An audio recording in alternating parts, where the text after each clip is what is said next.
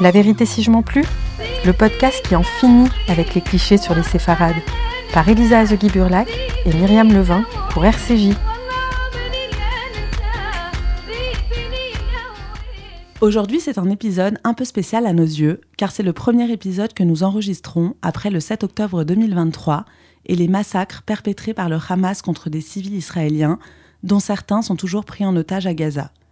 Cet événement constitue un tournant dans l'histoire des Juifs du monde, et notamment dans l'histoire des Juifs du monde arabe, car elle ravive des tensions historiques et méconnues, certaines liées au conflit israélo-palestinien et d'autres lui étant bien antérieures. Nous avons donc décidé de revenir dans cet épisode sur l'histoire des Juifs du monde arabe, et plus précisément sur l'histoire des Juifs d'Afrique du Nord, avec l'historienne Sonia Fellous, spécialiste du séphardisme, et elle-même née en Tunisie. Bonjour Sonia. Bonjour Myriam. Bonjour Elisa. Pour commencer, quel terme vous semble le plus approprié ? Est-ce qu'on doit parler de Juifs d'Afrique du Nord, de Juifs du Maghreb, de Juifs séfarades ? C'est pas si simple. Non, c'est pas simple du tout en fait. D'abord, je ne parlerai pas de Juifs séfarades, ça c'est certain. Pourquoi ? Parce que parmi ces Juifs qui vivaient en Afrique du Nord, il y avait en effet des séfarades, mais qui se sont pratiquement complètement intégrés à la région et à l'histoire de la région, même si au Maroc, ils ont gardé une certaine trace de leur séphardisme. Donc, les Juifs venus d'Espagne ? Les Juifs venus d'Espagne en 1492, pour la plupart au Maroc. Ceux qui sont arrivés un peu plus tôt en Tunisie, autour de 1391, se sont complètement assimilés au point qu'on ne sait même plus qu'il y avait des Juifs séfarades en Tunisie. Mais je parlerai de l'Afrique du Nord en général parce que c'est une histoire complètement distincte. Et puis l'arrivée au XVe siècle jusqu'au XXe siècle, ça fait quand même 5 siècles. Et 5 siècles, ça compte, même si en Tunisie en particulier, même un peu au Maroc, il y a des strates de cultures différentes. Néanmoins, c'est une histoire différente. À partir du moment où les Juifs changent de pays, eh bien, c'est l'histoire du pays dans lequel ils se trouvent qui compte. Est-ce que selon vous, on peut parler de Juifs arabes ? Puisque c'est un terme qu'on entend, qui fait polémique. Du coup, si on ne parle pas de Juifs séfarades, est-ce que on peut parler de Juifs arabes ? Oui, c'est une polémique qui est née tout à fait récemment avec ces jeunes descendants de Juifs d'Afrique du Nord qui soit ne connaissaient pas l'histoire, soit se demandaient.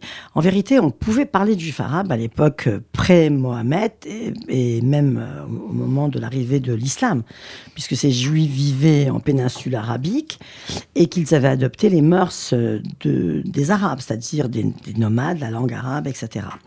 Mais c'est l'islam, en fait, qui a fait des Juifs, des dhimmis, des Juifs, et non pas des Arabes, puisqu'on a confondu très rapidement en islam Arabes et musulmans. Donc, si vous voulez, ce sont des Juifs de culture arabe, il n'y a aucun doute, puisque Maïmonide a écrit en arabe, Ibn Ezra et j'en passe, tous les grands philosophes médiévaux, entre autres. Et même avant, on a traduit la Bible en arabe, en Babylonie, etc. Donc il y a une culture du monde arabe et une culture juive du monde arabe, très très marquée, très interpénétrée. C'est-à-dire qu'il y a eu jusqu'à un certain stade, jusqu'au XIIe siècle, on peut parler d'une culture arabo-musulmane et une culture judéo-arabo-musulmane. Bon. Okay. Judo-arabe, d'ailleurs, je pourrais même ne pas dire musulmane, même s'il y a quand même des traces de l'islam dans la poésie hébraïque, par exemple. Donc ça, c'est pour l'histoire. Mais juifs arabes aujourd'hui, non, ça me paraît plus possible. Ça ne paraît plus possible, d'abord parce que les Juifs ont quitté le monde arabe pratiquement avec l'éveil des nationalismes, au début du siècle. Et le retour, enfin, la plupart des Juifs du monde moyen-oriental ont quitté le monde arabe, déjà. Il y avait très, très peu de Juifs qui restaient. Et ensuite, en Afrique du Nord, déjà, ils s'étaient beaucoup francisés, puisque la France leur a apporté une liberté que ne leur offrait pas la charia. Voilà, c'est le système politique dans lequel ils vivaient qui, en fait, les a fait adopter et préférer la liberté, évidemment, ce qui est parfaitement concevable. Donc, si vous voulez, la colonisation, avec tout ce qu'elle a de mauvais ou de critiquable, disons, a apporté aux Juifs une certaine liberté, il faut bien le dire. Donc, ils se sont tournés plutôt vers la culture européenne. Et est-ce que vous pouvez nous rappeler, peut-être brièvement, quand les Juifs sont arrivés en Afrique du Nord, mais dans le reste du monde arabe ? En fait, c'est dans le monde arabe, alors ça dépend de ce que vous appelez le monde arabe. Je dirais le Proche-Orient ou le Moyen-Orient, parce que ce n'est pas le monde arabe avant le 7e siècle. Okay, or, ils sont arrivés là-bas bien avant le 7e siècle. Par exemple, au 5e siècle, la Babylonie était le centre du monde juif. Il y avait les académies rabbiniques de Sora, de Pumbedita. Ils sont arrivés à Bagdad, à Damas. On a retrouvé la synagogue d'Ora Repose qui datait déjà du 2e siècle. Donc, ils se sont, après la destruction du temple, complètement établis dans le bassin méditerranéen et en partie cultiver les aires qui deviendront des aires musulmanes par la suite, même s'ils sont montés assez loin au nord, parce qu'ils étaient déjà au 1er siècle à Londres et à Cologne.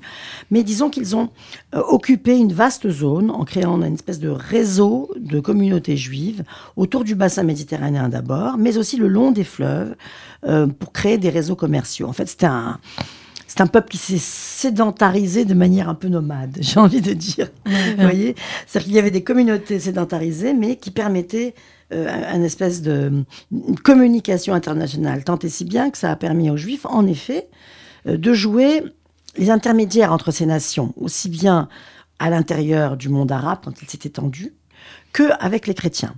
Donc, ces Juifs-là ont été des espèces de piliers de transmission et des cultures, et des systèmes administratifs et des langues. Les traductions du grec à l'arabe, de l'arabe à la langue vernaculaire, enfin tout ça s'est passé beaucoup par les Juifs qui s'étaient vraiment implantés. Si vous prenez une carte des communautés juives du 1er au 3e siècle, implantées hors de la Palestine, donc, parce que la Palestine est devenue Palestine au 2e siècle de notre ère, parce qu'on a voulu débaptiser Israël pour éviter que les Juifs ne continuent à se révolter. Et donc, vous seriez étonné par le nombre de communautés installées partout. Et il suffit de lire le Nouveau Testament pour voir que les apôtres, qui allaient toujours prêcher dans les synagogues, se sont promenés dans des lieux géographiques très, très, très différents. Donc il y avait une grande présence juive, en tout cas au Moyen-Orient, au Proche-Orient et en Afrique du Nord. Absolument. Et jusqu'à la fin, disons, milieu du 3e siècle, c'était pratiquement le seul monothéisme qui comptait. Le christianisme, avec la conversion de Constantin au début du 4e siècle, a commencé à s'implanter. Et s'est implanté beaucoup plus vite après que le judaïsme. 1000 ans pour le judaïsme.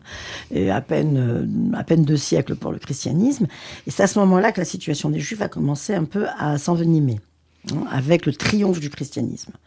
Mais jusque-là, ils étaient implantés partout, à peu près partout, le long des fleuves principalement. Et en fait, il suffit de suivre le parcours des légions romaines pour voir l'implantation des Juifs à travers le monde, l'Occident, aujourd'hui qu'on appellerait l'Occident chrétien. Pas trop au nord, tout de suite. Ils vont arriver dans les pays de l'Est plutôt après le XVe siècle.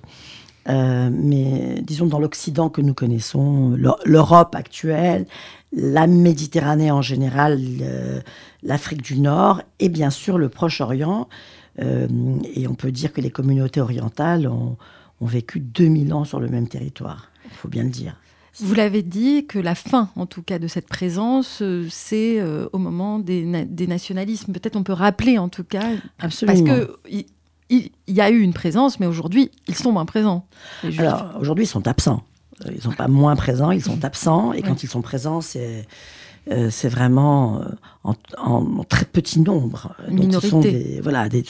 C'est même pas des minorités. Oui, des poignées. C'est des poignées de Juifs qui restent accrochés à leurs racines et qui, comme certains, notamment des Djerbiens, ne voient aucune raison de quitter leur pays. C'est plutôt entre 1914 et 1936, pendant et après la Première Guerre mondiale, quand l'Empire ottoman s'est complètement délité, puisqu'il a fait partie des forces allemandes, il s'est associé à l'Allemagne, que finalement cet empire qui était très très grand, c'était l'empire qui datait de l'époque de Soliman le Magnifique, c'est très étendu, s'est délité complètement et est devenu la charogne que se partageaient l'Angleterre et la France. Ma foi, fort peu intelligemment, puisque c'est grâce à eux qu'on a ces conflits à ce jour. Et donc, à ce moment-là, on s'est aperçu qu'il y avait des minorités, c'est-à-dire que des groupes dont les cultures étaient sensiblement différentes. Je pense, par exemple, aux Druzes, par exemple, ou je pense aux Arméniens. Des gens qui ont voulu avoir leur propre autonomie, puisque les grands empires se délitaient. Ils ont décidé de se battre pour leur autonomie. Ce qui leur a été accordé de haute lutte, mais finalement entre 14 et 36, il n'a pas fallu tant de temps que ça. Et c'est à ce moment-là, dans le même cadre de l'éveil des nationalismes politiques et non plus religieux, que les Juifs sont entrés dans la danse de manière politique et plus religieuse. Parce que le sionisme ne date pas de cette époque-là. Le sionisme est dans la Bible. Le récit biblique entier est un récit sioniste. Retour à Sion, Jérusalem, Jérusalem. À part que le sionisme est devenu politique à la faveur de cet éveil politique général de petites nations résiduelles de ces grands empires qu'on partageait, qu'on tentait de se partager. Et donc, les Juifs ont fini par décider d'un mouvement actif, dynamique, et surtout les Juifs d'Occident, vers la Palestine. Il ne faut jamais oublier qu'il y a toujours eu des Juifs en Palestine. Toujours, il n'y a pas une période sans Juifs en Palestine depuis 1000 ans avant notre ère, 1800 ans si on en croit la légende d'Abraham. Alors, je vais faire un petit saut dans le temps parce que on peut malheureusement pas. Ce serait très très long de refaire toute l'histoire des Juifs dans le monde arabo-musulman. Mais je fais un petit saut dans le temps pour arriver justement à l'Afrique du Nord au moment de la décolonisation. À ce moment-là, l'histoire des Juifs percute l'histoire coloniale française, et ce qui fait qu'aujourd'hui en France, on doit un peu gérer tout ça et c'est pas hyper simple. Cette histoire des Juifs d'Afrique du Nord, aujourd'hui, elle est assez méconnue. On la confond souvent avec celle des Pieds Noirs. Il y a beaucoup de méconnaissances. Comment vous expliquez le silence autour de ces récits de Juifs d'Afrique du Nord ? Bon, d'abord, les Juifs d'Afrique du Nord ne se sont pas fait remarquer. Leur première ambition, ça a été de s'assimiler, c'est-à-dire de s'intégrer dans les sociétés dans lesquelles ils arrivaient. C'est un peu compliqué à expliquer comme ça. D'abord, le silence est en train de se lever, puisque de plus en plus, il y a des jeunes qui revendiquent leur identité. Les journaux en parlent, on a fait des numéros complets sur l'Arche, etc. Mais le Maghreb est un mot, et ne traduit pas du tout une réalité ni historique, ni politique, ni culturelle, à mon avis. Alors, comment j'explique ? J'explique simplement que, comme je vous l'ai expliqué, l'arrivée de la France dans les pays arabes a réussi à rééquilibrer le statut des Juifs au sein du monde arabe. C'est-à-dire que n'oubliez pas que même si les Juifs ont vécu 2000 ans dans le monde arabe, ils ont vécu dans un monde où ils avaient un statut dégradé, parce qu'ils n'étaient pas musulmans. Le statut de dhimmi. Absolument, le statut de la dhimmitude, qui leur imposait différentes restrictions, des obligations dont une taxe particulière, décapitation particulière, et surtout des mesures vexatoires.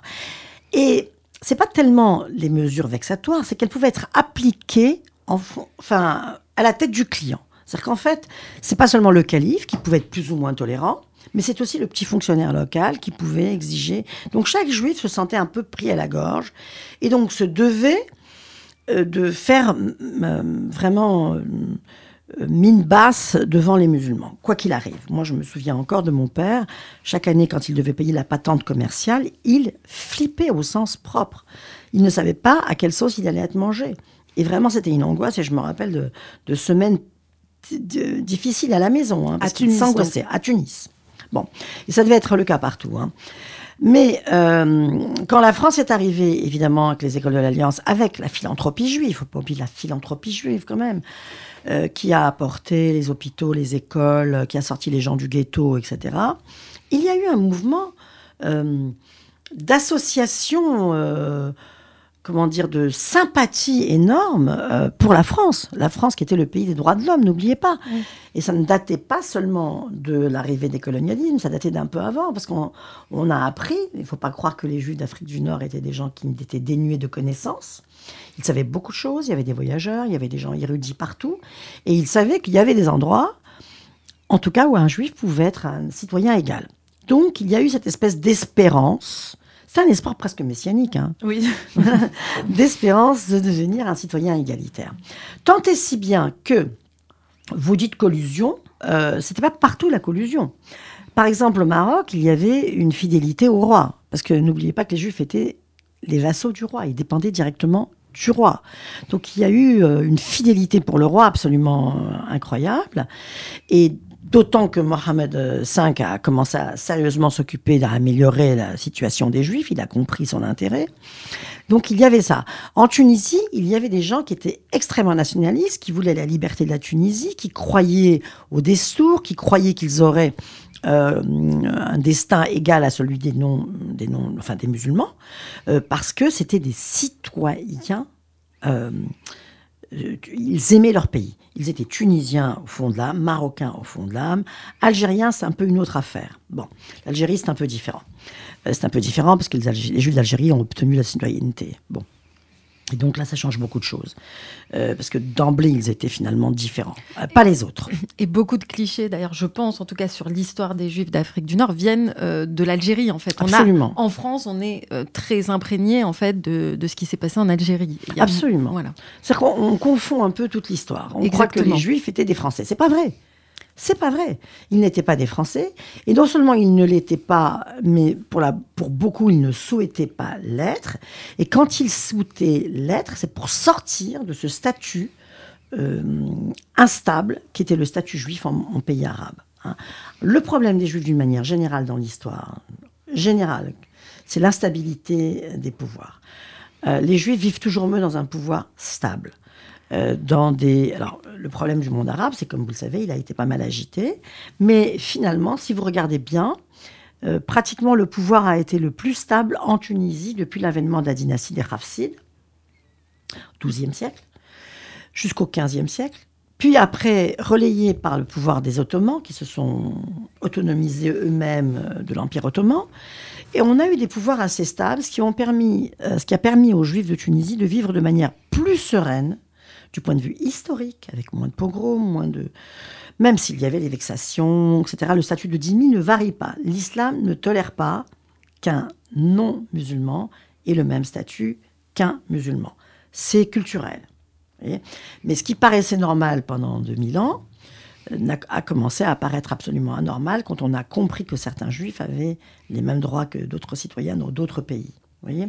Et donc la France, c'est ce qu'elle a donné à connaître aux Juifs, et c'est ce qu'elle leur a fait miroiter. Ceci dit, les guerres du Moyen-Orient ont amplifié ce phénomène, évidemment, puisque les Juifs ont été désignés comme étrangers à leur propre pays, alors qu'ils étaient natifs du lieu. Et peut-être là, même antérieurement, à de nombreux Tunisiens qui étaient arrivés avec les différentes conquêtes. On va revenir après sur vos liens personnels avec la Tunisie.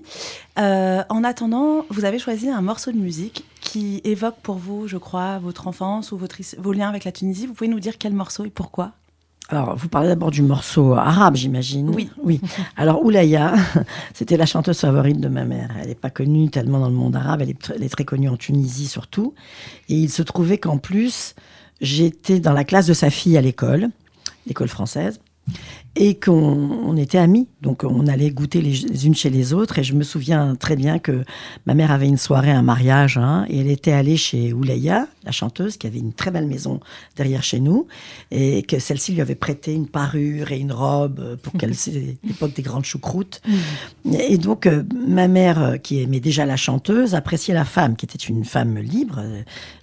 Comment dire, je crois qu'elle était même divorcée à l'époque, ce qui se faisait pas beaucoup. Wow.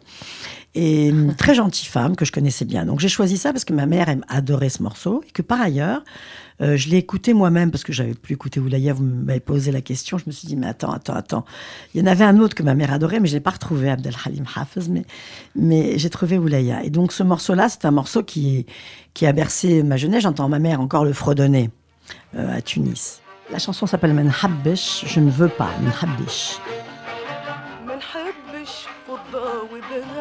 افهمني وخذ اللي تحب ما نحبش فضة وذهب افهمني وخذ اللي تحب خلي المال الغيري يرضيني المعشيري خلي المال الغيري يرضيني المعشيري نظرة وبسمة وكلمة حب ما نحبش فضة وذهب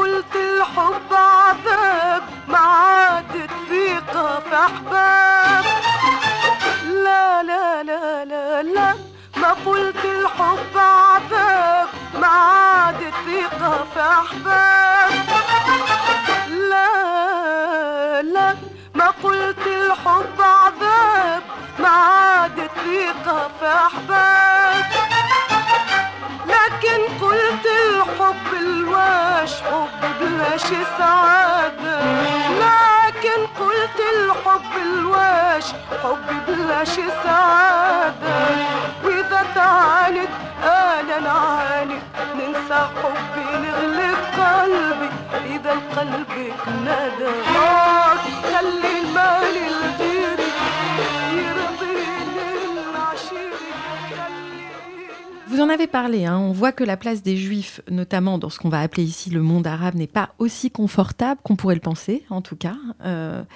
Et est-ce que vous pensez que le 7 octobre 2023 va marquer un nouveau tournant dans l'histoire des Juifs du monde arabe ? Non, écoutez, là, c'est un peu difficile parce que d'abord, il y a presque... Enfin, je ne considère plus qu'il y ait encore des Juifs dans le monde arabe. Il y a quelques Juifs au Maroc, évidemment, mais avec les accords d'Abraham, entre guillemets, et puis les rapports particuliers du Maroc avec Israël, qui a bien compris son intérêt économique à maintenir cette alliance, ça ne va pas changer grand-chose. Avec la Tunisie, ça va changer drastiquement, mais il restait quoi, 1200 à tout casser les jours fastes pendant les pèlerinages. Donc, je crains beaucoup pour les Djerbiens, parce que les Djerbiens...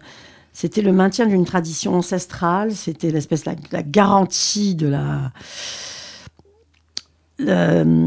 perdurance d'une mémoire, pas seulement juive, mais aussi d'une Tunisie pluriculturelle. Et je maintiens à ce jour que si la Tunisie a été un État moderne, avancé, où il faisait bon vivre, si Bourguiba a fait ce qu'il a fait en Tunisie, c'est-à-dire les avantages pour les femmes, le statut de la femme est bien meilleur en Tunisie que dans de nombreux pays ailleurs, même si pas en Europe aussi, n'est-ce pas ? Tout ça, c'est dû au fait que la Tunisie était plurielle. Et il n'y a pas de doute, il y avait pluriel, je ne parle pas que des Juifs, évidemment, vous l'avez bien compris. Oui. Il y avait les Maltais, il y avait les Siciliens, il y avait les Grecs orthodoxes. C'était un pays ouvert sur l'extérieur. Et ça, c'est une richesse qui a marqué toute l'avancée, le progressisme en Tunisie. Bon. La Tunisie s'appauvrit, pas seulement économiquement, mais elle s'appauvrit intellectuellement, elle s'appauvrit moralement, parce que ne croyez pas que ça ne touche pas les gens. Les intellectuels notamment, mais pas que. Il y a des gens du peuple qui se rendent bien compte qu'il y a un défaut de liberté, un défaut de pluralité d'expression. Et puis bon, évidemment, la crise économique dont je ne vous parle même pas, puisqu'il ne faut plus compter sur le tourisme. Donc dans ces pays-là, ils creusent leur propre tombe à se conduire comme ils se conduisent. Maintenant, je ne sais pas, vraiment, parce qu'on se rend compte après le 7 octobre que même si on avait pensé au début que c'était une tragédie génocidaire épouvantable, comme une espèce de répétition de ce qui a pu se passer pendant la Seconde Guerre mondiale, on s'aperçoit que les opinions tournent, virent, très vite. Et donc, est-ce que le monde arabe va profiter de ce mouvement occidental pro-arabe pour relever son économie et parier sur ce nouveau soutien? Je ne sais pas, parce que même ceux qui soutiennent le monde arabe ne vont certainement pas aller se balader dans des pays où ça peut sauter n'importe où et où il n'y a aucune stabilité politique. Une fois de plus, c'est la stabilité politique qui fait défaut dans le monde arabe, sauf évidemment au Maroc. En Algérie, bon, on ne sait pas vraiment où ça en est. En tout cas, ils n'ont pas été capables d'exploiter leur richesse naturelle. Et l'Algérie aurait dû être le Koweït ou le Qatar de l'Afrique du Nord, mais ne l'est toujours pas. Donc là, il y a un gros problème. Moi, je crois qu'il y a la fin d'une histoire. Oui, il y a la fin d'une histoire. Il y a la fin d'une histoire parce que même la nostalgie a un goût d'amertume. Oui, ça c'est vrai. Post-7 octobre ? Post-7 octobre. Post-7 octobre. Est-ce qu'on peut comparer le 7 octobre à d'autres dates traumatisantes ? Je pense au 5 juin 1967 pour les Juifs de Tunisie, que vous avez vous-même vécu d'ailleurs. Vous pouvez peut-être nous en dire un mot. Est-ce que vous trouvez que ce sont des dates qui se font écho ou aucun rapport ? Il n'y a pas aucun rapport, il n'y a jamais aucun rapport, mais ce n'est pas tout à fait la même chose. La date du 5 juin 1967, qui était la date de la guerre des 6 jours, bon, moi j'ai vécu ça, il y avait des Juifs. Il y avait encore des Juifs. Il y avait pas mal de Juifs encore en Tunisie. Et là, il y a eu un mouvement de population qui s'apparente à un pogrom sans aller jusque-là, parce qu'il n'y a pas eu de mort en Tunisie, mais il y en a eu en Libye. Il y en a eu dans d'autres pays arabes, il ne faut pas l'oublier, il n'y a pas que la Tunisie. On parle de la Tunisie, mais la Libye. Moi, j'ai vu arriver des familles décimées qu'on avait massacrées en Libye au 7 octobre. Donc, au 5 juin. Excusez-moi. Au 5 juin, décidément. Je suis traumatisée par cette date du 7 octobre, comme tout le monde. On a la réponse à la question si la date est traumatisante. Oui. Mais là, il y a presque plus de Juifs en Tunisie, mais il y a une animosité des populations contre le peu de Juifs qui restent, qui va peut-être conduire à la fin totale d'une histoire commune. Ça, vous pensez que les derniers Juifs, la poignée qui reste, pourraient partir maintenant ? Je pense que oui. Moi, je ne sais pas si à leur place, je ne partirais pas. Maintenant, c'est toujours pareil. Il y a des problèmes économiques, des problèmes financiers, matériels, et puis des problèmes culturels. Moi, je connais très bien Daniel Cohen, le rabbin de la synagogue de la Goulette, qui est lui-même de Zarzis, je crois. Je ne l'imagine pas vivre en France ou dans un pays occidental. Il est tunisien jusqu'au fond de l'âme. Alors qu'est-ce qu'on fait de ces gens-là ? On les sacrifie sur la cause, on les met en holocauste, ou on va les ériger en témoins que voilà, mais non, on a quelques juifs qui sont là, encore des alibis, vous voyez ? Je ne sais pas, mais le gouvernement en ce moment, en Tunisie en tout cas, je crois que le pire qui ait jamais eu, je me demande. Donc je ne suis pas très optimiste pour la Tunisie en général.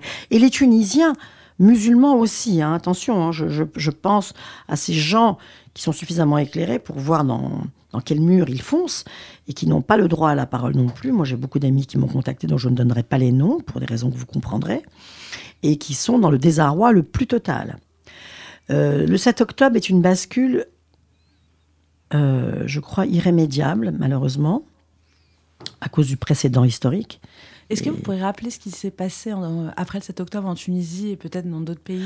Alors, il y a eu des mouvements de population, les médias comme d'habitude, le déchaînement des médias qui est extrêmement traumatisant, et je vous le dis pour l'avoir vécu quand j'étais en Tunisie le 5 juin 67. Et ça vous met dans une situation où vous tremblez pour votre peau, en quelque sorte. Vous n'osez plus sortir, vous n'osez plus vous montrer dans les rues, vous restez enfermés chez vous. Et c'est ce que font les Juifs, hein, en Tunisie notamment. Au Maroc, c'est un peu différent, mais pas tant que ça, parce que je sais qu'il y a eu aussi, par témoignage direct, des mouvements de population très, très agressifs contre les Juifs qu'on pouvait reconnaître comme Juifs. Et donc, le problème, c'est qu'il y a le gouvernement et la foule arabe. Bon. Alors, la foule arabe est manifestement anti-sioniste, c'est un mot idiot, mais anti-juive. Moi, je te le dis franchement. Oui. Anti-juive. Et donc, dans la peur, on ne peut pas vivre. Bon, c'est exactement ce qu'a suscité ce qui s'est passé le 7 octobre. C'est ce regain, mais de peur au ventre, pas de peur comme dans les moments d'instabilité, vous voyez. Oui, qu'on ne mesure pas forcément en France. Qu'on ne mesure absolument pas en France, parce que d'abord en France... je ne sais pas ce qu'on mesure correctement en ce moment.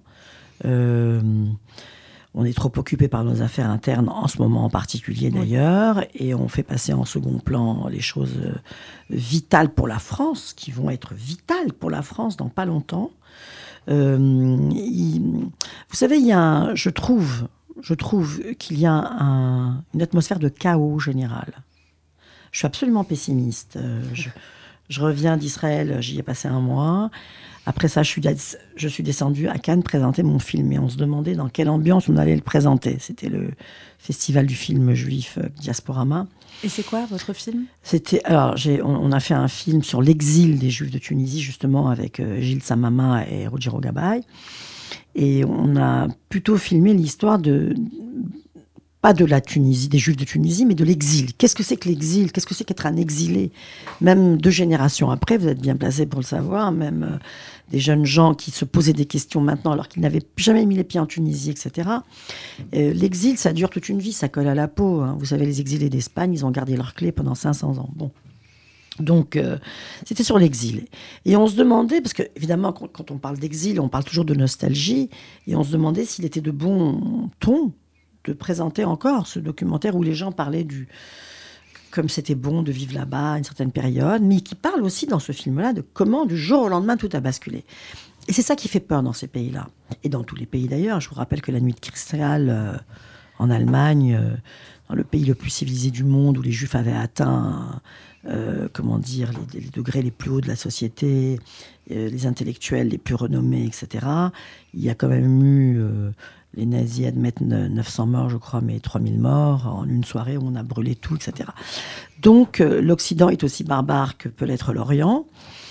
Je suis inquiète pour les Juifs, moi. Et ça s'est passé comment, l'accueil du film, du coup? Extrêmement bien. Parce que les questions ont eu un autre poids, évidemment. Bien sûr. Évidemment, ça a changé. On se demandait si c'était le moment, mais oui, c'était le moment. Parce que c'est le moment où les gens qui étaient là ont pris la mesure que le destin d'un Juif peut basculer du jour au lendemain, parfois même d'une heure à l'autre, alors qu'on ne s'y attend pas, ou qu'on s'y attend le moins, ou qu'on s'y attend, mais quand même pas à ce point. Voilà. Et donc là, ça a remis beaucoup, je trouve, d'angoisse, qui n'est peut-être pas encore palpable, mais à mon avis, elle le sera de plus en plus. Vous, personnellement, ça vous a rappelé le 5 juin, je crois? Moi, ça m'a immédiatement... Quand j'ai su qu'il y avait une pénétration du Hamas dans le territoire, je savais qu'il y aurait un carnage. Parce que je savais que le 5 juin, vous savez, dans les pays arabes, moi, ce qui me fait le plus peur toujours, et j'ai vu dans les documentaires, dans les archives pour mon boulot, etc., c'est les mouvements de foule. Les mouvements de foule qui sont absolument impossibles à maîtriser. C'est-à-dire que même si ça peut commencer par une manifestation bien fondée contre l'Amérique qui ne veut pas livrer de blé à la Tunisie, ça a commencé comme ça le 5 juin. Donc les étudiants ont manifesté contre l'ambassade des États-Unis. Ça s'est transformé en razzia, en pogrom, parce que le peuple est venu faire exactement ce qu'il a fait le 7 octobre. C'est-à-dire qu'avec ces militants, dont je ne dis pas que c'était le bien fondé, mais ces militants armés, préparés, qui ont fait une guerre génocidaire qu'il avait prévue, ont suivi des hordes de civils qui ont profité de l'événement pour venir voler, piller, violer, faire de l'argent avec cette cause-là. Vous voyez ? Et ça, c'est quand même un phénomène qui est assez fréquent. C'est le phénomène des émeutes. Mais vous savez, je parle du monde arabe, mais au Moyen-Âge, c'était pareil. Oui. Vous voyez ? C'est les foules qui sont problématiques. Et en général, les foules ont besoin d'un bouc émissaire, surtout quand il y a des crises sociétales. On est en plein dedans.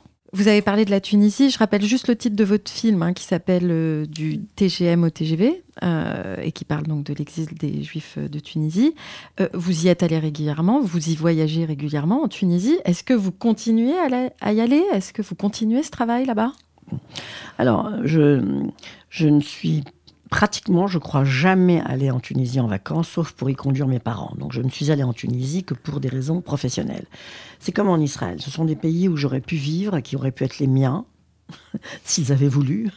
Et donc, je ne peux pas envisager d'y aller en vacances. Je me sens déconnectée du peuple. Donc, j'y vais travailler toujours.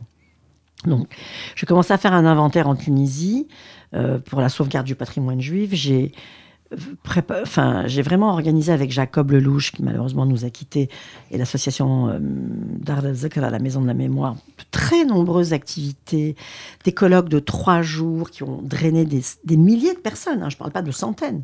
1500, on a compté pour les 3 jours de la culture judéo-tunisienne.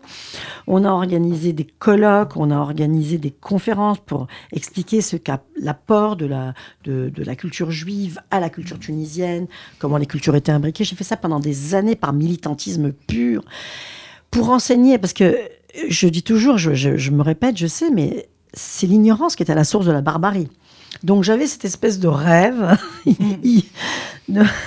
de transmettre aux populations non juives, aux jeunes musulmans, à la fac, partout, et chaque fois on me disait, mais quand même, te rends pas compte, tu vas là. jamais j'ai eu de problème. D'abord, il faut savoir, je n'ai jamais eu de problème. J'ai pu enseigner, dire tout ce que j'avais à dire, y compris la pénétration des sources rabbiniques dans le Coran, etc. Et je n'ai jamais eu de problème. Jamais. J'ai toujours trouvé un public qui était prêt à m'écouter et qui voulait m'entendre. Bon. Là, j'ai 2 problèmes de fond. Depuis le 7 octobre. Depuis le 7 octobre. D'abord, je n'ai pas envie de retourner dans un pays dont le président tient des propos aussi choquants et polémiques, et qui ne fait rien pour apaiser sa population et ménager une histoire plurimillénaire, excusez-moi quand même, Oui. tout de même. Voilà. Ça, je n'ai pas de sympathie. Par ailleurs, je n'ai pas envie d'y aller pour le moment, même si j'ai des gens qui me sont très très chers parmi les Tunisiens, qui auraient besoin qu'on vienne maintenant. Parce que j'y ai perdu des gens qui m'étaient très chers. Que soit ils sont partis, soit ils sont décédés de mort naturelle, mais soit ils ont quitté la Tunisie. Hein, mais des amis qui m'ont pourtant, eux, fait revenir en Tunisie. Et ça ne me donne pas tellement envie. Mais en même temps, je sais, je me connais, je ne lâcherai pas l'inventaire du patrimoine juif parce qu'il va disparaître complètement. Ce que je pourrais sauver virtuellement, en mettant sur une base de données, photographier, laisser pour les archives, je le ferai dès que j'aurai la force de m'y recoller. Vous avez parlé de situation chaotique. On se sent tous un peu comme ça, dans ce chaos. Mais est-ce qu'on a des raisons d'espérer? Est-ce qu'il y a de l'espoir là dans tout ça? Pour la préservation des cultures judéo-arabes, en fait. Alors, la préservation des cultures judéo-arabes, ça c'est un vrai problème.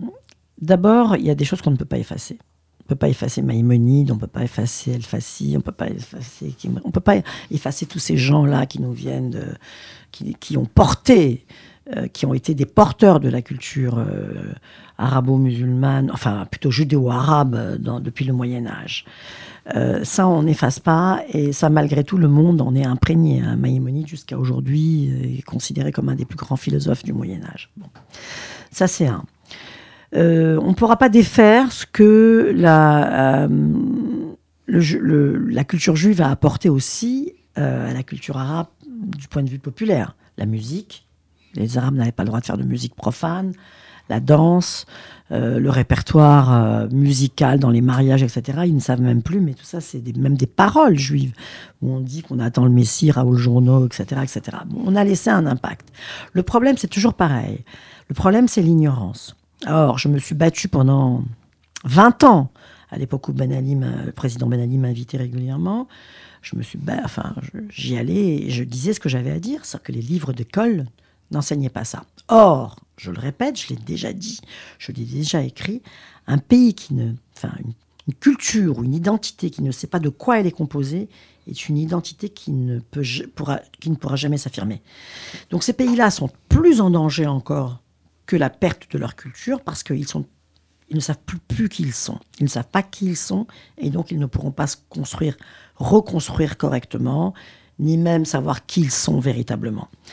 Je pense que la culture judéo-arabe, elle va être sauvée probablement par les jeunes gens que je vois maintenant, qui ont pris à cœur cet héritage, qui vont diffuser, qui vont propager, qui vont enseigner, qui vont apprendre le judéo-arabe. Évidemment, ça ne sera jamais ce que ça a été. On n'aura jamais du judéo-arabe tel que celui qu'on lisait sur les pierres tombales du 19e siècle, de cette hauteur de langage, ce niveau de langage, etc. Et ça, c'est perdu. Et il faut espérer qu'en Israël, ils feront ce travail, parce que justement en Israël, il y a un renouveau et de l'intérêt énorme porté pour ces cultures arabes, qui sont valorisées maintenant depuis quelques années. Et là-bas, on crée des chaires de judéo-arabe, de mahalak, d'écriture arabe, etc., etc. Alors peut-être qu'Israël va nous servir un peu pour le moment, de banque de données, en attendant que peut-être... Parce qu'il y a beaucoup de juifs du monde arabo-musulman qui sont partis vivre en Israël, en fait. La vérité, quasiment la moitié de la population. N'oubliez pas qu'il y a 1 million de juifs qui ont quitté les pays arabes. Probablement une bonne moitié ou un bon tiers, ce n'est plus pour directement Israël. Entre 48 et 56, il y a 50% de la population juive de Tunisie qui est partie en Israël, et puis pratiquement tous les gens du Proche-Orient et du Moyen-Orient, l'Irak, la Syrie, ça, le Yémen et j'en passe, qui sont venus principalement en Israël. Et aujourd'hui, après que l'État se soit construit, ces minorités revendiquent leur identité et reviennent à leur langue et l'enseignent. Et finalement, peut-être que là, on va avoir, avec un peu de chance, une banque de données qui a commencé à être préparée à nous, le musée à nous, l'ex-musée des diasporas. Et là, vous pouvez aller consulter archives tunisiennes, archives marocaines. Et ils ont tout. Moi, je donne systématiquement mes disques durs là-bas. Et je fais tout mettre en ligne. Parce que il faut que ça soit accessible à tous les étudiants, tous ceux qui veulent étudier. Il y a Joseph Setrit qui fait un travail formidable. Il y a des gens en Israël, Saadoun qui fait un travail formidable. Il y a des gens qui ont pris le relais. Mais ça, malheureusement, ça ne sera plus jamais comme des autochtones qui sont là-bas sur place et qui sont dans le cœur du sujet, quoi. Ça sera plus qu'une culture qu'on va essayer de sauver par la mémoire, hélas. C'est le travail qu'on essaye de faire dans ce podcast. Exactement. Merci beaucoup Sonia Fellouz d'être venue partager toutes vos connaissances avec nous dans ce podcast La vérité si je m'en plus, qui revient sur cette mémoire des Juifs d'Afrique du Nord, comme nous on les appelle, des fois séfarades, mais en tout cas voilà, les Juifs d'Afrique du Nord. Je rappelle que vous êtes l'autrice du livre Juifs et musulmans en Tunisie, fraternité et déchirement, et de nombreux autres ouvrages et articles. On en mettra quelques-uns sur le descriptif de l'épisode. Voilà, vous avez fait un très très grand travail sur tous ces sujets. Donc merci beaucoup. Je le rappelle, La vérité si je m'en plus. Et le podcast de Milim en partenariat avec RCJ. Merci, à bientôt. À bientôt, merci beaucoup pour ce que vous faites.